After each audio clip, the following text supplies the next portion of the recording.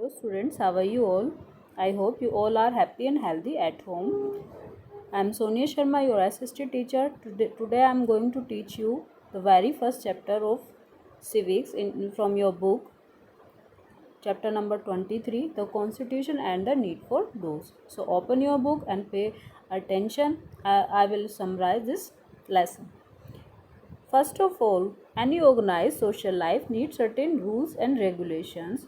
कोई भी organise social life में जो एक सिस्टमेटिक सोशल लाइफ है उसमें कुछ रूल्स और रेगुलेशंस की नीड होती है. We humans need to observe certain rules even while playing games और वॉकिंग और ड्राइविंग ऑन द रोड. हम ह्यूमन बींग्स भी कोई भी गेम प्ले करते हैं, वॉक करते हैं या कार ड्राइव करते हैं तो हमें भी कुछ रूल्स और रेगुलेशंस की नीड होती है. In the same way we must observe some rules of common behaviour in all our activities.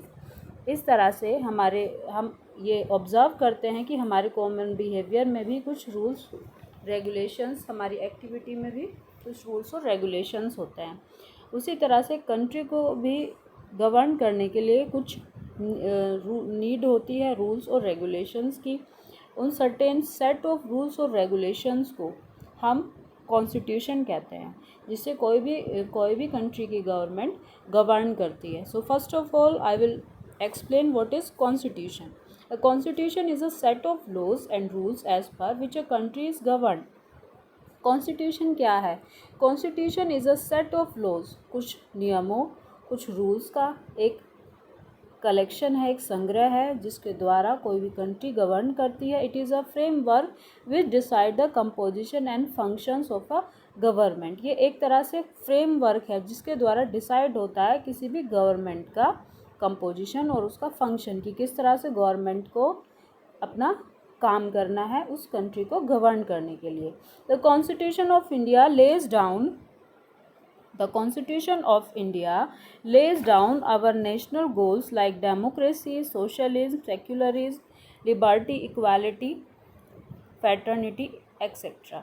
तो ये सारे जो कॉन्स्टिट्यूशन एक नेशनल गोल्स रखती है जिसमें डेमोक्रेसी सबसे पहले है, socialism, secularism, liberty, equality, fraternity, ये सारे जो कुछ गोल्स हैं जो कंट्री सेट करके रखती है ताकि वो एक पूरी तरह से डेमोक्रेटिक कंट्री में ये सारे नियमों को लागू करके हर एक व्यक्ति के लिए बेनिफिशियल हो सके. It also less down the powers and function of the government. ये गवर्नमेंट के पावर और फंक्शंस पर भी ध्यान देती है. It defines the rights and duties of the citizen and regulate the relations between the citizen and state.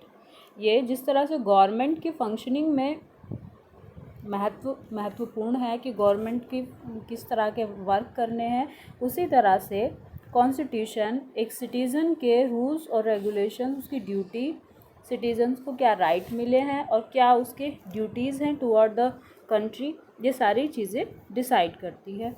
It perform the dual function of regulating the government as well as safeguarding the rights of citizen. ये हमेशा dual function को perform करती है. Dual function मतलब दोहरा work, दोहरी government. जिस तरह से हमारे पास 3 टाइप की गवर्नमेंट है, तो मेन जो गवर्नमेंट है वो हमारी सेंट्रल गवर्नमेंट है, फिर स्टेट गवर्नमेंट है और सबसे जो लोकल की गवर्नमेंट उसको हम लोकल सेल्फ गवर्नमेंट कहते हैं. तो इस तरह से जो मेन गवर्नमेंट है, सेंट्रल गवर्नमेंट और स्टेट गवर्नमेंट, वो डबल फंक्शनिंग के द्वारा वर्क करती है ताकि भारतीय संविधान के अंतर्गत सभी नागरिकों के अधिकारों का सुरक्षा मिल सके, उनके अधिकारों का कोई हनन ना हो. It is our duty to respect our constitution. इसलिए ये हमारी ड्यूटी है कि हम अपने कॉन्स्टिट्यूशन का रिस्पेक्ट करें. A constitution may be in written form as in India. Constitution written form में होता है, जैसे कि इंडिया का कॉन्स्टिट्यूशन है, फ्रांस का कॉन्स्टिट्यूशन है और यूएसए का. इंडिया का कॉन्स्टिट्यूशन है, फ्रांस और यूएसए, और unwritten as in Great Britain. France और यूएसए के अनरिटन कॉन्स्टिट्यूशन है, ग्रेट ब्रिटेन के भी अनरिटन कॉन्स्टिट्यूशन है. मतलब उनके कुछ ऑरल रूल्स हैं, कुछ ऑरल विदाउट रिटन रूल्स हैं जिसको वो फॉलो करते हैं. बट इंडिया का जो कॉन्स्टिट्यूशन है वो कम्प्लीटली रिटन कॉन्स्टिट्यूशन है. Importance of our constitution. In the present age of democracy, the power to govern is exercised by the representative of the people and they are also accountable to the people. Present age of democracy,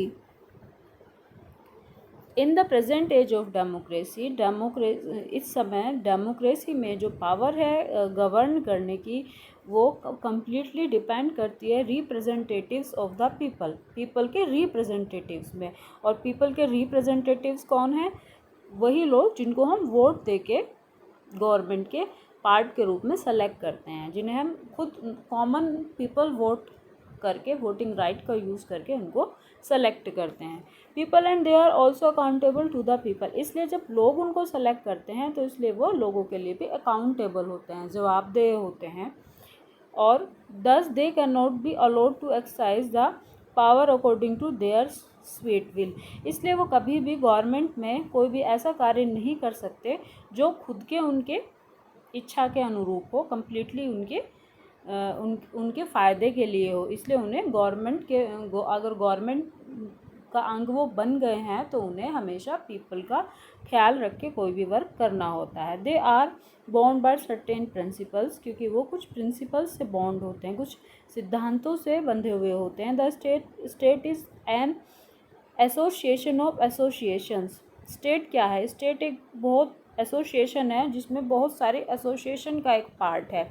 every association works according to certain rules, कोई भी association है वो कुछ rules के according work करती है। These principles put a check on arbitrary use of power by any person and ensure individual liberty, ये जो प्रिंसिपल्स हैं वो हमेशा चेक करते रहते हैं किसी भी person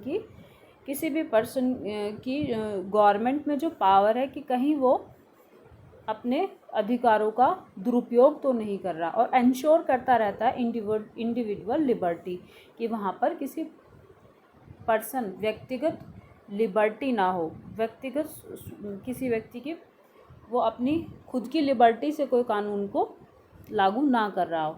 these principles determine the set of organs of the government, ये सारे प्रिंसिपल्स जो हैं वो गवर्नमेंट के ऑर्गन्स हैं। Their power, mutual relations and the right and duties of the citizens, उनकी जो पावर है वो म्यूचुअल रिलेशन से बनती है, उनकी ड्यूटीज़ जो है वो है सिटीजन्स के राइट को सुरक्षा देना, उनको जो राइट दिए गए हैं उनको सुरक्षा देना। दस the constitution is very important in a democracy, इस तरह से कॉन्स्टिट्यूशन बहुत ज़्यादा इम्पोर्टेंट है डेमोक्रेसी में। फीचर्स ऑफ आवर कॉन्स्टिट्यूशन, हमारे कॉन्स्टिट्यूशंस के फीचर्स क्या क्या हैं, उसमें क्या क्या इंपॉर्टेंट चीज़ें हैं वो हम डिस्कस करेंगे। Our freedom fighters battle for long in order to free our country from the imperial yoke, हमारे फ्रीडम फाइटर्स ने बहुत लंबे टाइम तक युद्ध लड़ा जो हमारी कंट्री को फ्री करने के लिए। They fought for certain ideals which they try to incorporate in our constitution, उन्होंने कुछ आइडल्स पे, कुछ प्रिंसिपल्स पर वर्क किया और वही प्रिंसिपल्स उन्होंने कॉन्स्टिट्यूशन में भी रखे हैं। A glimpse of these ideas can be read in the preamble of the constitution, उन सारे आइडियाज़ का जो ग्लिम्स है, जो झांकी है, जो झलक है, वो हमें कॉन्स्टिट्यूशन के प्रेम्बल में देखने को मिलती है। अब कॉन्स्टिट्यूशन का प्रेम्बल क्या है? प्रेम्बल मतलब जैसे हम कभी किसी व्यक्ति से मिलते हैं तो सबसे पहले हम उसको अपना इंट्रोडक्शन देते हैं, हमारा इंट्रोडक्शन इतना प्रभावी होता है कि वो व्यक्ति ऑलमोस्ट हमारे बारे में जान लेता है, हमारी एक इंडिविजुअल एक पहचान होती है। उसी तरह से प्रेम्बल क्या है? प्रेम्बल कॉन्स्टिट्यूशन की एक पहचान है, उसका फ्रेमवर्क है। First of all, constitution of India is a legal document, जो बताता है कि कॉन्स्टिट्यूशन, जो इंडिया का जो कॉन्स्टिट्यूशन है वो एक लीगल डॉक्यूमेंट है, मतलब कानूनी डॉक्यूमेंट है। It begin with an introduction और अ प्रीफेस कॉल्ड द प्रेम्बल, ये हमेशा एक इंट्रोडक्शन से शुरू होता है जिसको हम कहते हैं preface. The word preamble literally means an introduction to a legal document, word preamble का मतलब है कि एक लिटरली मीन्स एक introduction to a legal document, किसी भी लीगल डॉक्यूमेंट का एक इंट्रोडक्शन। प्रेम्बल मीन्स किसी भी लीगल डॉक्यूमेंट का एक introduction. In fact the preamble is an introduction as well as the key to our constitution. In fact the preamble is an introduction, preamble एक introduction है, as well as the key to our constitution, ये हमारे पूरे के पूरे constitution की ये की है, की यानी कि इसमें कॉन्स्टिट्यूशन के अंदर जो भी मेन बातें हैं उसे शॉर्ट फॉर्म में बताया गया है, कम शब्दों में उसको एक्सप्रेस किया गया है। It lays down the basic principles, ये हमें बताती है बेसिक प्रिंसिपल्स के बारे में। And reflect the ideals which the rulers of our country should always keep in mind while formulating and implementing national policies. और इसमें एक रिफ्लेक्शन है, एक झलक आती है उन आदर्शों की जो हमारे देश के रूलर्स ने हमेशा फॉलो करे, हमेशा उनके माइंड में रहे जब इस कॉन्स्टिट्यूशन को फ्रेम किया गया। तो एंड इम्प्लीमेंटेड नेशनल पॉलिसीज़, उन्होंने नेशनल पॉलिसीज़ में उन सारे आइडियल्स को इम्प्लीमेंट किया। It also enlisted certain goals or objectives that the framers of our constitution wanted to achieve। ये हमें कुछ goals और objectives के बारे में भी बताती है जो हमारे कॉन्स्टिट्यूशन को अचीव करने के लिए, कॉन्स्टिट्यूशंस में अच्छी बातों को अचीव करने के लिए फॉलो किया गया। The 42 Amendment of the Constitution 1976 made certain changes in the preamble। 42 amendment constitution का जो 1976 में किया गया था उसमें कुछ चेंजेस रखे गए थे प्रेम्बल में। The preamble is in its amendment form reads as follows. इस तरह से प्रेम्बल्स में जो चीज़ें रखी गई थी हम उसको पढ़ते हैं। उसमें लिखा गया था, we the people of India having solemnly resolve the constitute India into a sovereign socialist secular democratic republic and to secure to all its citizens. उसमें लिखा गया था कि हम भारत के लोग सोलोमनी, हम इस चीज़ को कहते हैं कि हमारा जो इंडिया का कॉन्स्टिट्यूशन है वो सॉवरिगन है, सोशलिस्ट है, सेक्युलर है, डेमोक्रेटिक है, रिपब्लिक है and to secure to all its citizens, और इसके सारे सिटीजन्स को सिक्योर करता है, मतलब भारत के सभी नागरिकों के अधिकारों को सुरक्षित करता है। Justice social economic and political, इसमें जस्टिस है सोशल इकोनॉमिक और पॉलिटिकल लाइफ में। लिबर्टी ऑफ थॉट्स की लिबर्टी है, एक्सप्रेशंस की लिबर्टी है, बिलीफ की लिबर्टी है, फेथ की लिबर्टी है एंड वर्शिप की लिबर्टी है, यानी कि हम अपने जो फीलिंग्स हैं उसको एक्सप्रेस कर सकते हैं, किसी भी भगवान में हम विश्वास कर सकते हैं, किसी भगवान की हम पूजा कर सकते हैं। Equality of status and of opportunity and to promote among them all, और इक्वालिटी सभी को एक अपॉर्चुनिटी प्रोवाइड कराती है, सभी लोगों को यहाँ पर इक्वल माना जाता है। Fraternity assuring the dignity of the individual and unity and integrity of the nation.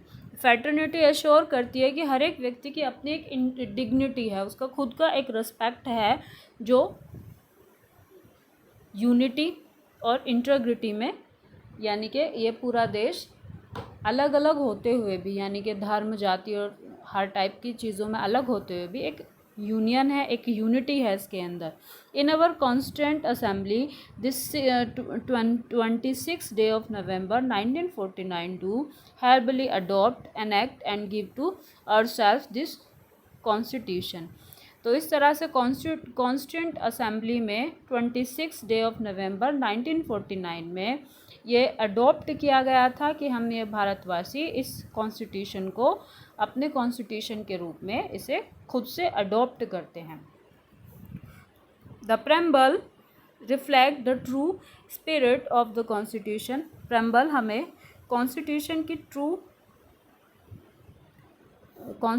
की जो ट्रू पिक्चर है वो रिफ्लेक्ट करता है, और it showcase that the people of India are the real authority. This supreme document of the land has been prepared by the people's representatives.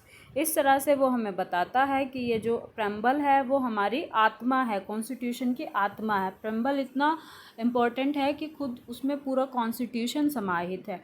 It showcase that the people of India are the real authority. ये बताता है कि लोगों के पास, भारतीय लोगों के पास रियल अथॉरिटी है। This supreme document of the land has been prepared by the people's representatives. इस तरह से जो सुप्रीम डॉक्यूमेंट है लैंड का, ये पीपल की खुद की इच्छा से प्रिपेयर हुआ है और वो खुद ही उसके रिप्रेजेंटेटिव्स हैं, खुद खुद ही उसको उन्होंने रिप्रेजेंट किया है।